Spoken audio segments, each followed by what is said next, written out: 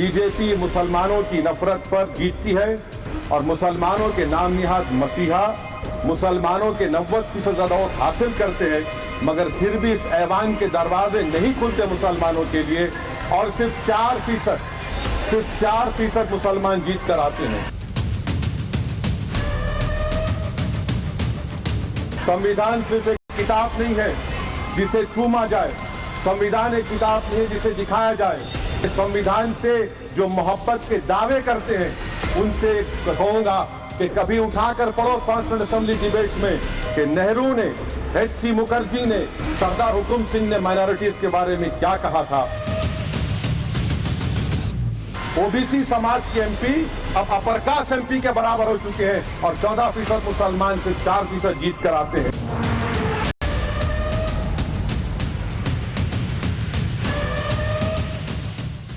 National level की politics में मात खाने के बाद मौका अब करो या मरो का है। इसीलिए हैदराबादी भाईजान असदुद्दीन ओवैसी फिर से सीट बेल्ट बांधकर तैयार है। जुबान पर हमेशा की तरह मुसलमान है और निशाने पर है बीजेपी और इंडिया अलायंस। अब तो अपने ही निगहबानों से डर लगता है, डंके की चोट पे जालिम को बुरा कहता हूं, मुझे सूली से न जिंदानों से डर लगता है। असदुद्दीन ओवैसी पूरे रंग में है। हाल ही में जब उन्हें लोकसभा में नए सांसद के तौर पर बोलने का मौका मिला तो उन्होंने जितना तंज प्रधानमंत्री मोदी और बीजेपी पर कसा उतना ही इंडिया अलायंस को कटघरे में खड़ा किया। असल में बीते लोकसभा चुनाव के नतीजों ने ये साफ कर दिया है कि ओवैसी राष्ट्रीय राजनीति में कोई बड़ा फैक्टर नहीं है। उनकी सियासत सिर्फ हैदराबाद तक सिमट कर रह गई है। लिहाजा ओवैसी के लिए ये लड़ाई अब सम्मान की है और यही कारण है कि उन्होंने यूपी में होने वाले उपचुनाव को लेकर तैयारियां शुरू कर दी हैं। ओवैसी के लिए लड़ाई वजूद की है, लिहाजा ओवैसी की एआईएमआईएम और पल्लवी पटेल की पार्टी अपना दल कमेरावादी ने यूपी की सभी 10 विधानसभा सीट पर होने वाले उपचुनावों में पीडीएम के मोर्चे तले अपना दम दिखाने का ऐलान किया। सवाल यही है कि योगी या अखिलेश असदुद्दीन ओवैसी किसकी टेंशन बढ़ाएंगे। यूपी की जिन 10 सीटों पर उपचुनाव होना है उनमें करहल, मिल्कीपुर, सीसामऊ, कुंदरकी, गाजियाबाद, फूलपुर, मजवा, कटेहरी, खैर और मीरापुर शामिल हैं। ओवैसी ने तय किया है कि उपचुनाव में मुस्लिम बहुल सीटों पर एआईएमआईएम अपने उम्मीदवार उतारेगी। इसके लिए ओवैसी ने उन सीटों पर उम्मीदवार उतारने का फैसला किया है जहां पर करीब 50% मुस्लिम मतदाता हैं। और शायद यही कारण है कि ओवैसी ने एक बार फिर मुसलमान वाला अपना दांव चलना शुरू भी कर दिया है, जिसकी झलक लोकसभा में दिए उनके भाषण में भी नजर आई। जो नरेंद्र मोदी को मैंडेट मिला है वो सिर्फ और सिर्फ मुसलमानों की नफरत पर हिंदुत्व की वजह से मिला है। खबरों के मुताबिक फिलहाल ओवैसी की नजर यूपी की 4 सीटों पर है जो मुस्लिम बाहुल्य हैं। ओवैसी ने मुजफ्फरनगर की, मीरापुर और मुरादाबाद की कुंदर की सीट का सिलेक्शन किया है क्योंकि मीरपुर में करीब 3,15,000 मतदाता हैं, जिसमें करीब 1,20,000 मुस्लिम मतदाता हैं। इसी तरह कुंदर की में 65% मुस्लिम तो 35% ही हिंदू मतदाता हैं। इसके अलावा कानपुर की सीसामऊ और अलीगढ़ की खैर सीट पर भी ओवैसी अपनी दावेदारी ठोक सकते हैं। सीसामऊ विधानसभा में 70% मुस्लिम हैं। इस सीट पर शुरू से ही समाजवादी पार्टी का दबदबा रहा है। यूपी की जिन 10 विधानसभा सीटों पर चुनाव है उनमें से 5 सीटें ऐसी हैं जहां पर मुस्लिम मतदाता 80,000 से ज्यादा हैं और कभी न कभी यहां मुस्लिम विधायक रह चुके हैं। जाहिर है ओवैसी मुस्लिम वोट में सेंधमारी करेंगे तो अपना खेल भले ही ना बना पाए, लेकिन अखिलेश और कांग्रेस का खेल तो बिगाड़ ही देंगे और अगर वोट बटा तो ये बीजेपी को फायदा पहुंचा सकता है। जो दिखते तो हैं, जिनके बारे में बात तो होती है मगर उनकी कोई नहीं सुनता, मैं उनके बारे में बोल रहा हूं जिनके बारे में वजीर आजम मोदी ने कहा था कि घुसपैठी है। मैं उन बेटियों और माओं के बारे में कह रहा हूं जिनके बारे में मोदी ने कहा कि ज्यादा बच्चे पैदा करते। मैं उन मासूम नौजवानों के बारे में कह रहा हूं जिनको मॉब लिंचिंग के जरिए मारा जा रहा है। मैं उन बेजुबान माँ और बाप के बारे में बोल रहा हूं जिनकी औलाद आज इस हुकूमत के गलत कानून के चक्कर में जेलों में सड़ रहे हैं। हालांकि ओवैसी पर यूपी के मुसलमान कितना भरोसा करेंगे, हैदराबादी भाईजान इंडिया अलायंस का कितना नुकसान कर पाएंगे, इसका अंदाजा अभी ठीक नहीं लगाया जा सकता। क्योंकि बात लोकसभा चुनाव की करें तो ओवैसी के लिए ये बीता लोकसभा चुनाव किसी बुरे सपने की तरह रहा। लोकसभा चुनाव में ओवैसी और पल्लवी पटेल ने पीडीएम मोर्चा बनाकर अपने 28 उम्मीदवार जरूर उतारे थे, लेकिन सभी सीटों पर उम्मीदवारों की जमानत जब्त हो गई। हालांकि खुद असदुद्दीन ओवैसी ने वाराणसी से लेकर कुशीनगर लोकसभा क्षेत्र तक पीडीएम का प्रचार किया। इसके बावजूद पीडीएम का एक भी उम्मीदवार नहीं जीत सका।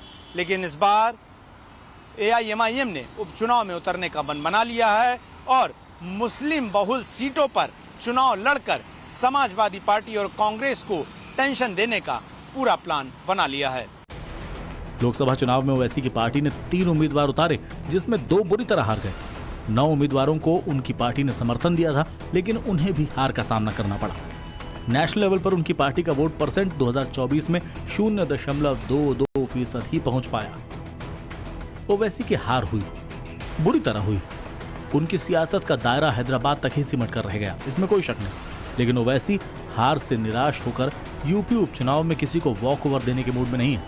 इसीलिए वो बीजेपी के साथ कांग्रेस को भी लपेट रहे हैं।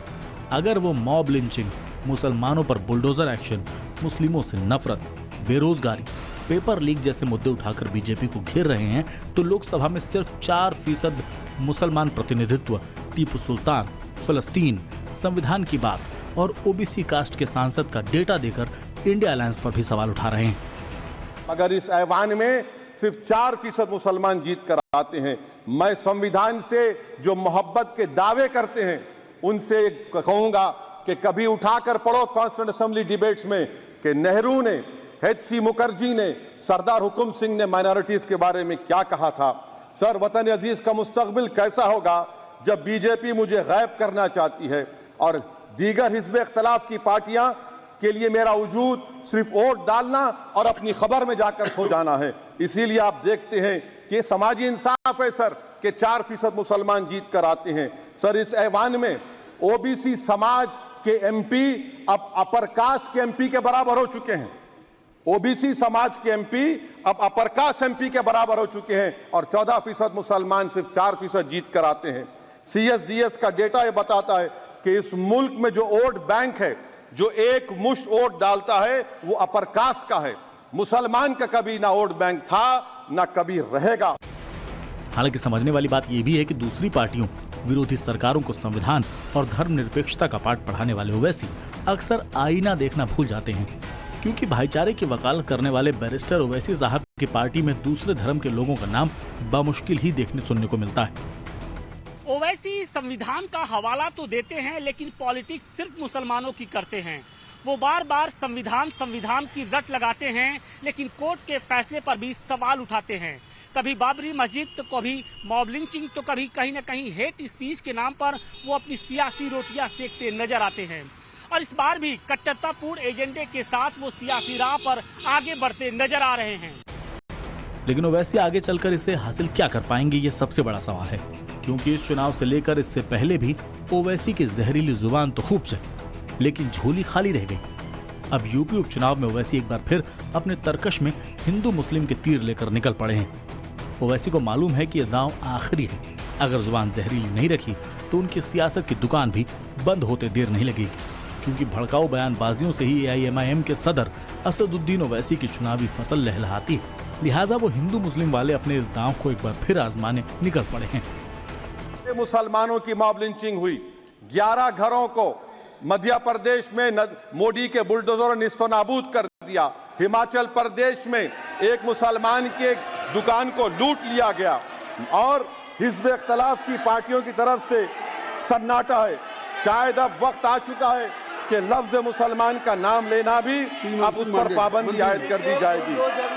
जो नरेंद्र मोदी को मैंडेट मिला है वो सिर्फ और सिर्फ मुसलमानों की नफरत पर हिंदुत्व की वजह से मिला है। I would like to say it is not Modi's in dock, but every single person voted him despite his anti-Muslim voice. And I would like to tell the opposition parties, this is not a moral victory for you, this is a victory of majoritarianism. Everyone should contemplate and do introspection. Why is it that the OBCs and the upper caste are getting their due representation? Why are the Muslims not getting? मुस्लिम करते हैदराबादी भाईजान ना जाने कब से Aladdin का चिराग घिसते जा रहे हैं ताकि उनके मन की मुराद पूरी हो सके, लेकिन जिन है कि निकलने का नाम नहीं ले रहा। मुस्लिमों का सबसे बड़ा रहनुमा बनने की होड़ में ओवैसी सांप्रदायिक सियासत को कैसे हवा देते हैं, उसकी कई मिसालें हैं। आज मुल्क के 17 करोड़ मुसलमान भारत के वजीर आजम पर एतमाद भरोसा नहीं करते, बिल्कुल नहीं करते, बता रहा हूं, खुल के कह रहा हूं। मुसलमान मुसलमान मुसलमान मुसलमान। वैसे राजनीति का टॉप गियर लगाने के बावजूद 2024 के चुनावों में भी ओवैसी की मजलिस की पतंग की डोर कट गई। 2019 में पार्टी के 2 सांसद थे तो 2024 में ओवैसी अकेले रह गए। इतना ही नहीं, 17.7% मुस्लिम आबादी वाले बिहार में ओवैसी की पार्टी का वोट शेयर 0.88% रहा। वहीं महाराष्ट्र में 1 करोड़ 30 लाख मुस्लिम आबादी है, यानी कि कुल आबादी का 11.54%। यहाँ भी AIMIM का वोट शेयर 0.61% रहा। यानी ओवैसी मुसलमान चीखते रहे, पर उनको अपनी ही कौम ने ठुकरा दिया। मैं उनको बहुत अच्छा आदमी मानता हूं, असदुद्दीन ओवैसी साहब को, लेकिन यहाँ पर मैं उनसे बिल्कुल डिसएग्री करता हूं कि वो मुसलमानों के, इंडियन मुस्लिम्स के पॉलिटिकल लीडर बनने की कोशिश कर रहे हैं। इसको हम कामयाब होने नहीं देंगे किसी कीमत पर, बिल्कुल नहीं होने देंगे। आप हैदराबाद के पॉलिटिकल लीडर बन जाइए, वो ठीक है, मुझे वहां तक भी मंजूर है कि वो आंध्रा और तेलंगाना के बन जाए, इससे आगे नहीं जाना चाहिए। महाराष्ट्र में नहीं आना चाहिए, बिल्कुल नहीं आना चाहिए। लेकिन लोकसभा और विधानसभा के चुनाव में बहुत अंतर होता है। कुछ वोटों के फेर से गेम बनता बिगड़ता है। इसीलिए ओवैसी के यूपी उपचुनाव में एंट्री से मुकाबला तो इंटरेस्टिंग होगा, इसमें कोई दो राय नहीं। लेकिन इसमें मुकाबला सिर्फ इंडिया अलायंस और बीजेपी के बीच नहीं होगा। प्लेयर 4 होंगे, बीजेपी, कांग्रेस, बीएसपी और ओवैसी। और चारों ही पार्टियों के लिए ये मुकाबला करो या मरो वाला रहेगा। खासतौर से योगी के लिए, जिनके पास कमबैक का मौका है। बीजेपी के लिए ये उपचुनाव साख के सवाल जैसा है। वहीं चुनावी राजनीति में नई लकीर खींचने के बाद अखिलेश का विश्वास नया आकार ले रहा है। वो अब अपनी समाजवादी राजनीति को नए सिरे से विस्तार देने की तैयारी में है। पीडीए पंचायत आने वाले समय में समाजवादी लोग शुरू करेंगे। जो समाजवादी पार्टी है, इकलौती पार्टी वो है जो समाजवादी मूल्यों के बचाने का काम कर रही है। यूं तो समाजवादी पार्टी है, लेकिन अगर हम ये भी कहें कि संविधान पार्टी है, तो हमारी जिम्मेदारी बढ़ जाती है कि संविधान और लोकतंत्र को बचाएं। आज जो ताकतें काम कर रही हैं, वो समाज में जहर घोल रही हैं, दूरियां बना रही हैं।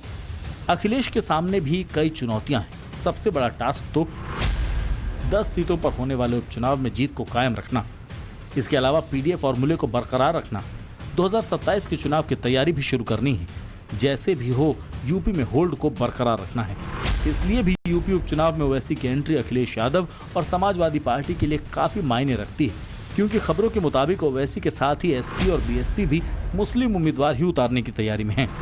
इस तरह उपचुनाव में कई सीटों पर मुस्लिम बनाम मुस्लिम के बीच भिड़ंत हो सकती है, जिसका लाभ बीजेपी को मिल सकता है।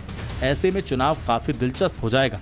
हालांकि अखिलेश लोकसभा चुनाव में ओवैसी की पार्टी का हाल देखकर खुश हो सकते हैं, जहां उन्हें मुसलमानों ने ही नकार दिया। बहरहाल ओवैसी एक बार फिर पूरे तामझाम के साथ अपने मिशन में जुट चुके हैं। वो अपने जलसों में, रैलियों में मुस्लिम लीडरशिप पर जोर दे रहे हैं, तो वहीं अखिलेश बीजेपी को हराने वाली पार्टी को वोट देने का नैरेटिव सेट करने की कोशिश कर रहे हैं। अखिलेश ने MY फॉर्मूले से अलग हटकर लोकसभा चुनाव में जो पीडीए का दांव चला, वो सुपरहिट भी साबित हुआ। अब अपने बयानों में बार बार पीडीए परिवार, आरक्षण से लेकर संविधान तक का सियासी हथियार, समाजवादी पार्टी के मुखिया अखिलेश यादव इन दिनों अपने तरकश से लगातार यही तीर चला रहे हैं। भारतीय जनता पार्टी जब से सरकार में आई है, उनका एक एक फैसला देख लें अगर आप, उसमें आरक्षण के साथ खिलवाड़ हुई है और आरक्षण की जो मूल भावना थी, उसके खिलाफ लगातार भारतीय जनता पार्टी काम कर रही है। जब से दिल्ली और यूपी की सरकार में आए हैं, मैं यूं कहूं कि पीडीए परिवार के लोगों के साथ भेदभाव हो रहा है। पीडीए के डी यानी दलित वोट बैंक पर फुल अटेंशन देने वाले अखिलेश अपनी रणनीति में कितने कामयाब होंगे, ओवैसी की एंट्री बीजेपी या एसपी में से किसकी मुश्किलें किस हद तक बढ़ाएंगी, ये उपचुनाव के नतीजों से साफ हो जाएगा। ब्यूरो रिपोर्ट, टाइम्स नाउ, नव भारत।